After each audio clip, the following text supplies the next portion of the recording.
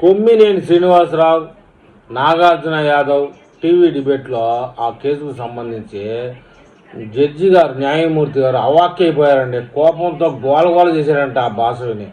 అయితే తెలంగాణ సీఎం రేవంత్ రెడ్డి గారిని కొమ్మినేని శ్రీనివాసరావు అనే యాంకర్ తన ముందస్తు ప్రణాళిక ప్రకారమే సాక్షిలో లైవ్లో ఎదుటివాడు అంటే నాగార్జున యాదవ్ చేత కించపరిచేలా మాట్లాడిన కేసులో సాక్షి టీవీ జర్నలిస్ట్ కొమ్మినేని శ్రీనివాసరావుని అరెస్టు చేశారని చెప్పేసి సోషల్ మీడియాలో హల్చల్ చేస్తుంది.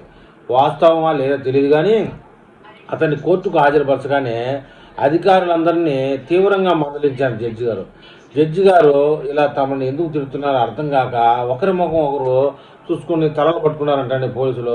మీరు పోలీసులైనా ఒకరి మీద కేసు పెట్టి మరొకరిని పట్టుకొని కోర్టుకు తెస్తారా, ఏం తమాషాగా ఉందంటూ కోర్టు హాల్లో పెద్దగా కేకలేశారంట న్యాయమూర్తి గారు. చింతామణి నాటకంలోని పాత్రగా ఇది తీసుకొస్తారా అని అరుపులు.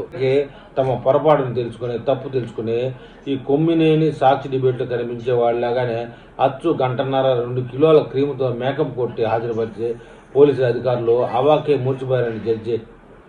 అంటే ఈ కొమ్మినేని లైవ్లో ఉన్నప్పుడు మేకప్తో ఉంటాడు, అట్లా ఉంటుంది. బయటకు వచ్చినప్పుడు నల్లగా మొక్కజొన్న కండిలాగా ఉండేటప్పుడు కాల్చిన మొక్కజొన్న కండిలాగా న్యాయమూర్తి కనుక్కోలేకపోయారనమాట. ఇదంతా నిజం అనుకునే సుమే ఇది ఒక కట్టుకదే. సాక్షి మీడియా సృష్టించే అద్భుత కల్పన లాంటి ఒక సృష్టి ఇది. కూటమి కార్యకర్తలు సోషల్ మీడియాలో రకరకాలుగా స్ప్రెడ్ చేస్తున్నారు. ఇది కాకపోతే ఫేస్బుక్, సోషల్ మీడియా సెటైర్లు కొమ్మినేని అరెస్ట్ మాత్రం పచ్చి నిజం. ఈ కూటమి ప్రభుత్వంలో మెతక ప్రభుత్వం అన్నమాట. అందువల్ల ఇవన్నీ జరిగే పనులు కాదు.